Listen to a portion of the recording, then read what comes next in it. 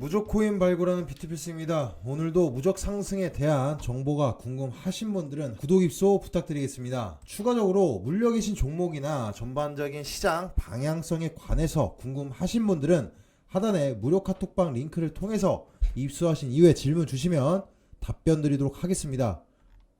오늘 가지고 온 종목이자 주제는 라이트코인 그리고 리저브 라이트, 이 두 종목이 되겠습니다.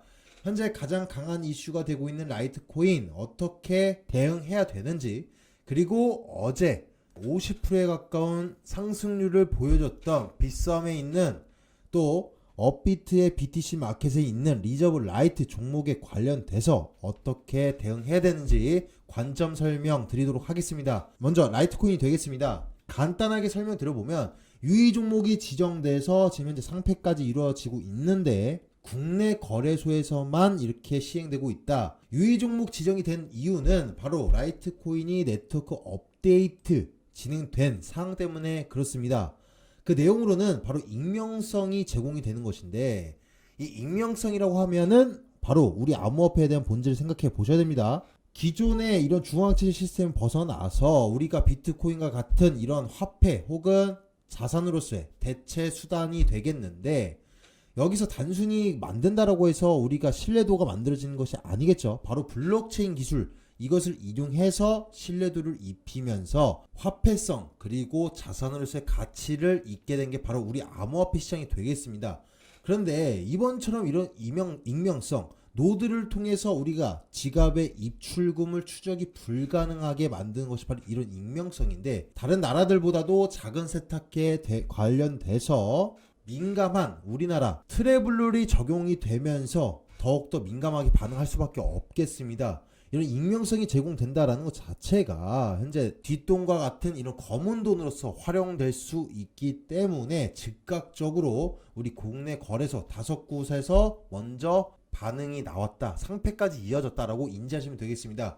일명 이런 것을 바로 다크코인의 섹터라고 인지하시면 되겠는데, 여러분들이 남의 얘기를 들으시면서 판단을 하시지 마시고, 나의 생각이라고 판단하지 마시고 여러분들의 관점을 인용하셔야 됩니다. 제가 생각하는 이런 익명성 업데이트는 지금 당장 있어서는 악재로서 작용될 가능성이 크겠습니다.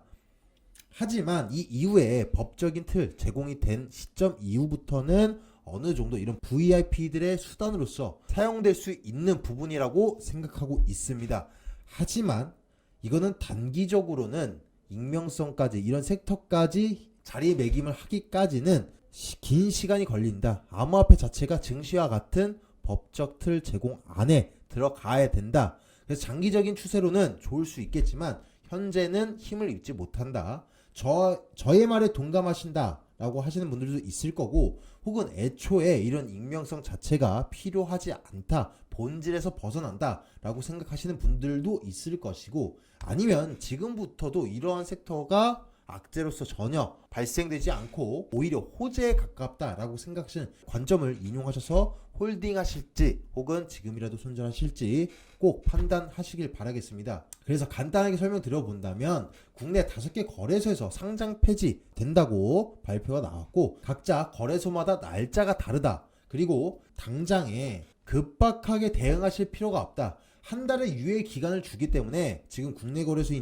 있으신 분들은 해외 거래소로 천천히 옮기셔도 된다 라고 설명드릴 수 있겠습니다. 어제만 보더라도 라이트코인 상패 빔으로 인해서 국내 거래소 업비트에서 큰 상승을 보여줬지만, 아시다시피 바이낸스에서는 가장 많은 물량을 소화해내고 있는 바이낸스에서는 별로 변동폭이 있지 않았습니다. 그런 만큼 국내 이슈가 해외 거래소까지 타격을 입힐 만큼 강한 이슈는 아니다라고 생각되고 있는 시점이 되겠습니다. 그리고 제가 가지고 온 두 번째, 이 리저브 라이트코인 빗썸의 차트로 설명드리도록 하겠습니다. 어제와 같이 비트가 약세장을 동반된 횡보세 혹은 약세장을 보일 때도 오히려 어제 같을 때도 수익을 낼 수 있었다.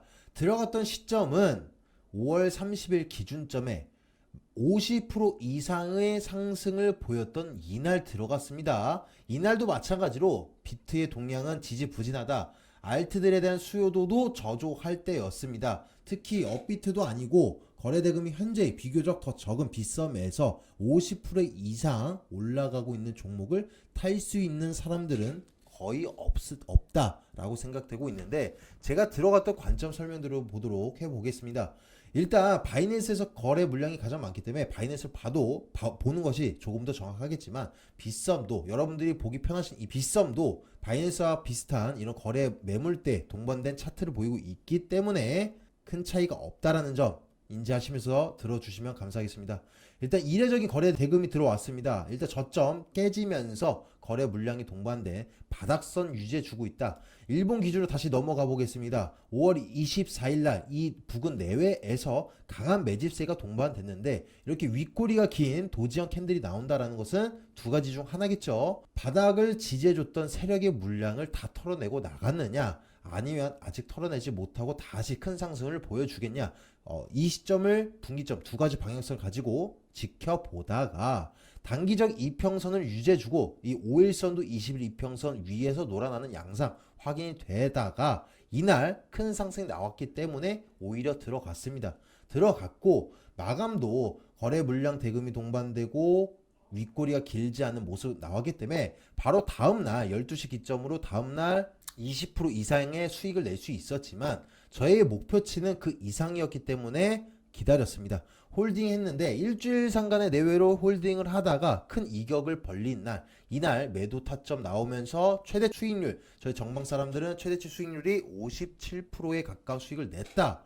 그런데 어제 같은 날 오히려 물렸던 분들이 계실 겁니다. 그래서 지금 관점 설명 들어본다면, 아직까지는 단기적인 흐름 한 번 더 쏠 여력이 남아있다 판단되고 있습니다. 그래서 기다리시면서 지금 당장 손절 치시지도 마시고 또 물 타시지도 마시고, 이 중장기적 이평선 넘어서는 모습, 중요한 거는 이 단기적 5일선 이평선이 60일 이평선에 안착하면서 며칠 정도 횡보세를 보이면서 정확한 안착 시점 보여주고 나서 캔들이 중장기 이평선 120일 이평선을 넘는 모습 강하게 나오는 날 타점 나오신다라고 한다면 오히려 수익을 보고 나올 수 있다. 혹은 조정세가 강해진다라고 한다면 매집세가 포착이 되고 있는 이 6원대 중후반대 라인까지는 물타 시점을 잡아보시고 기다리시다가 물을 타시고 나서 나의 평단가 이상치 단기적으로 똑같이 큰 이격을 벌리는 날 나오실 수 있다라고 설명드릴 수 있겠습니다. 이후에 더욱더 정확한 목표가 혹은 손절가 혹은 물탈 가격적 시점 궁금하신 분들이나 다른 내가 가지고 있는 알트 종목에 관련돼서 방향성 궁금하신 분들은 하단의 무료 카톡방 링크를 통해서 들어오신 이후에 질문 주시면 보는 즉시 답변 드리도록 하겠습니다.